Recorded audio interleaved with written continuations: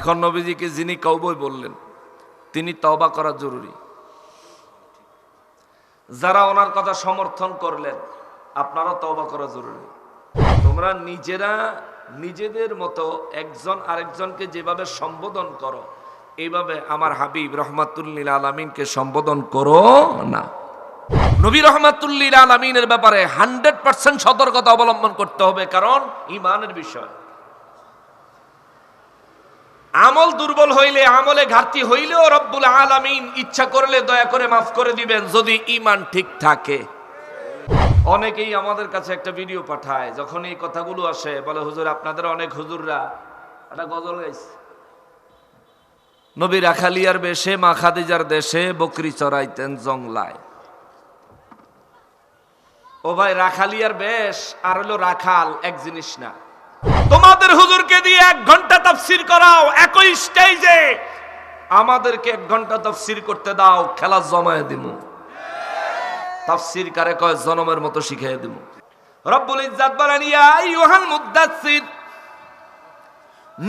নবীজি রাহমাতুল লিল আলামিন রে খোদ রব্বুল আলামিন যিনি বানাইছেন তিনি কখনো ইয়া মুহাম্মদ বলে ডাক দেন নাই। আল্লাহু আকবার।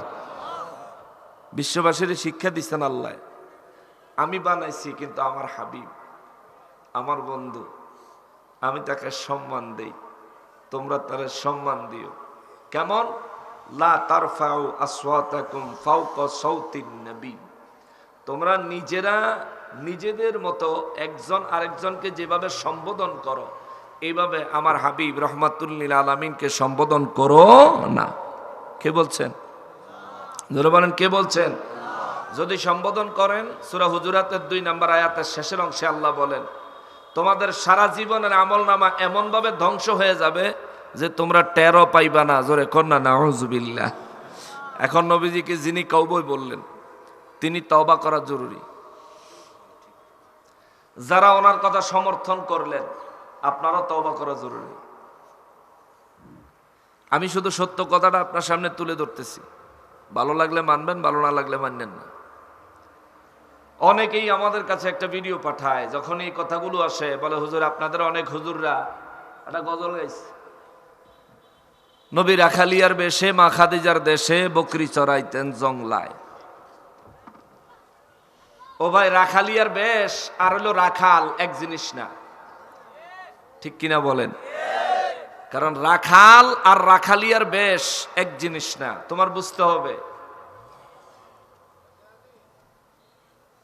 বাদশাহ অনেক সময় সাধারণ মানুষের রূপ ধারণ করে দেশের পরিস্থিতি জানার জন্য ঘোরাঘুরি করে।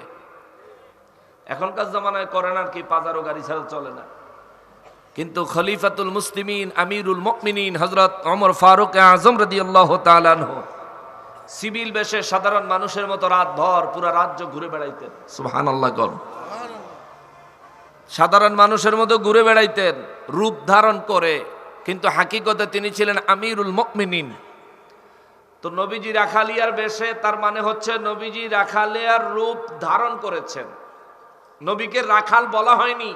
হুজুর আপনি রহমাতুল লিল আলামিন, আপনি রাসূলুল্লাহ হাবিবুল্লাহ, কিন্তু আপনি রাখালের রূপ ধারণ করেছিলেন, হাকিকতে আপনি রাখাল না।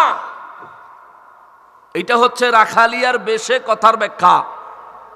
আর নবীকে ডাইরেক্ট কাউবয় এই কথা যদি বলে তাহলে তো ডাইরেক্ট নবীকে রাখাল বলা হয়। নাউজুবিল্লাহি মিন যালিক। এই কথা বললে ঈমানে ঘাটতি আসবে, ঈমান চলে যাবে। আমি লাইভের মাধ্যমে বলছিলাম, যিনি এই কথা বলছে আমি আর ওনার নাম নিতে চাইতেছি না, কারণ ওনার নাম নিলে প্রতিবাদ করলেও অনেকে মনে করে আমরা ভাইরাল হইতাম চাই। অত ভাইরাল অনেক নেশা নাই রে ভাই। আল্লাহ যা বানাইছেন আলহামদুলিল্লাহ, আল্লাহ যেতটুকু পরিচয় দিচ্ছেন আলহামদুলিল্লাহ। অন্যের উপর ভর করে আমরা কখনো পরিচয় ধারণ করি না, বরঞ্চ আমাদের অনেকের কাঁধের উপর ভর করে তোমাদের বহু আলেম পরিচয় ধারণ করেছে। আজকে তোমরা মাস্তানি দেখাইতেছো তাহেরি সাহেবরা মামলা দিয়া তাহেরি সাহেবরা ঠেকাই দিয়া মনে করতেছো তোমরা বিরাট মাস্তানি দেখাই লাইছো। তোমরা হুজুর আর আমগো তাহেরি সাহেবরে এক ময়দানে বহাও দেখি, খেলাটা জমে যাবো। ঠিক কিনা বলেন? হুজুরকে দিয়ে 1 ঘন্টা তাফসীর করাও, একই স্টেজে আমাদেরকে 1 ঘন্টা তাফসীর করতে দাও, খেলা জমায়ে দিমু। তাফসীর কারে কয়? জনমের মতো শিখিয়ে দিমু। তাফসীরের নাম দিয়ে রাজনীতি করে বেড়াও। রাজনীতি করো গা, তোমার অধিকার আছে, এ দেশের নাগরিক হিসেবে রাজনীতি করার অধিকার আছে। কিন্তু নাম দিলা মাহফিলের, কল্লা রাজনীতি, নাম দিলা তাবলিগের, কল্লা তালিম। তোমরা নামে আর কামে ঠিক নাই কি লিগা? আল্লাহ না কইছে ফালা তাকুলু মা লা তা'লামুন। আয়াতটা ভুলে গেলাম। আল্লাহ রাব্বুল ইজ্জত বলেছেন, এমন কথা তোমরা বলো না যেই কাজ তোমরা করো না। এমন কথা বলতে আল্লাহ নিষেধ করছে। নবী রাহমাতুল লিল আলামিনের ব্যাপারে 100% সতর্কতা অবলম্বন করতে হবে, কারণ ঈমানের বিষয়। আমল দুর্বল হইলে, আমলে ঘাটতি হইলেও রব্বুল আলামিন ইচ্ছা করলে দয়া করে মাফ করে দিবেন, যদি ঈমান ঠিক থাকে। আর ঈমান ঠিক নাই তাইলে আল্লাহ পাক ক্ষমা করবেন না। ঈমানদারের জন্য আল্লাহ পাক দয়া করবেন, দয়া প্রদর্শন করবেন। আল্লাহ আমাদেরকে ঈমানদার হিসেবে কবুল করেন। জোরে পড়েন আমিন, আরো জোরে পড়েন আমিন। এখন এই যে কথাগুলো বললাম, দুনিয়ায় বহু মানুষ আছে আল্লাহ পাকের কালামে হাকিমে আমার নূর নবী রাহমাতুল লিল আলামিনের শানবান থাকার পরেও বহু মানুষ মানতে চায় না, মেনে নেয় না। আমার রব্বুল ইজ্জত আমার নূর নবী রাহমাতুল লিল আলামিনকে 1450 বছর আগে আল্লাহ বলে দিয়েছেন, নবী গো, ও নবী, মক্কার মানুষেরা আপনি নবী রাহমাতুল লিল আলামিনের কাছ থেকে বাস্তব মুজিজা দেখেছে। যেমন আবু জাহেল আমার নবী রাহমাতুল লিল আলামিনকে ফাঁদে ফেলানোর জন্য আমার নবী রাহমাতুল লিল আলামিনকে আসমানের চাঁদ 2 টুকরা করতে বলেছিলেন। আমার নবী রাহমাতুল লিল আলামিন জমিনের থেকে আল্লাহর আসমানের ওই চাঁদকে 2 টুকরা করে দেখাইছেন। জোরে বলেন সুবহানাল্লাহ। কিন্তু আবু জাহেল ঈমান আনছেনি, ঈমান আনছেনি। আবু জাহেল ঈমান আনছিল নি। নবীর মুজিজা ডাইরেক্ট দেখার পরেও কিছু মানুষ নবীর উপর ঈমান আনে নাই, রব্বুল আলামিনের উপর ঈমান আনে নাই। এই জন্য আমার আল্লাহ এই আয়াতে কারিমার মধ্যে বলেন, নবী গো, কোরআন আমি আল্লাহ দলিল সুস্পষ্ট প্রমাণ বানায় পাঠাইছি। এটা যারা দেখবে, এটা যারা মানবে, এটা যারা গ্রহণ করবে, তারা নিজেদেরকে নিজেরা হেদায়েতের পথে নিয়ে আসলো, নিজেদের জন্য পরকালের নাজাতের রাস্তা বাহির করলো। আর যারা নাকি নিজেরে অন্ধ বানাইলো, চোখ আছে কিন্তু অন্ধ সাজ্জা গেল।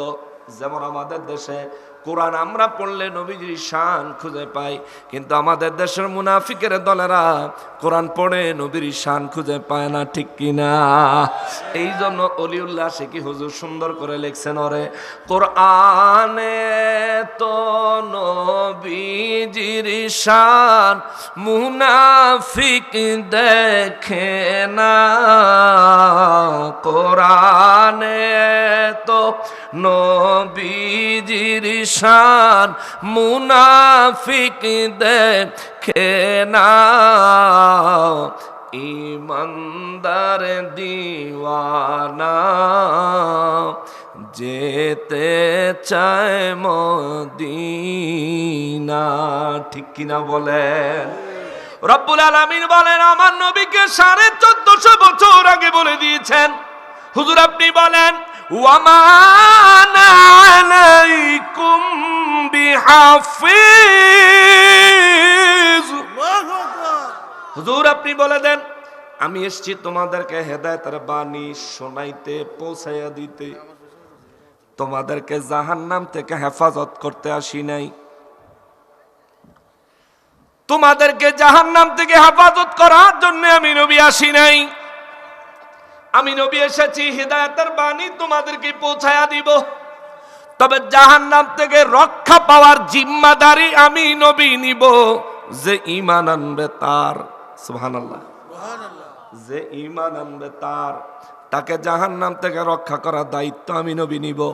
এই জন্য আমার নবী রাহমাতুল লিল আলামিন হাদিসে মুবারকের মধ্যে বলেন, শাফাআতি লি আহলিল কাবাইর মিন উম্মতি, আমার উম্মতের মধ্যে যারা অনিচ্ছাকৃতভাবে কবিরা গুনাহ লইয়া হাসরের ময়দানে দাঁড়াবে, আমি নবী আমার ওই গুনাহগার কবিরা গুনাহগার উম্মত গুলারে হাসরের ময়দানে সুপারিশ করব, জাহান্নাম থেকে হেফাজত করব। আমি তাদেরকে রব্বুল ইজ্জাতের দয়া নিয়ে, রব্বুল ইজ্জাতের ক্ষমা নিয়ে আমি আমার ওই উম্মতদেরকে জান্নাতে পাঠাবো। জোরে বলেন সুবহানাল্লাহ।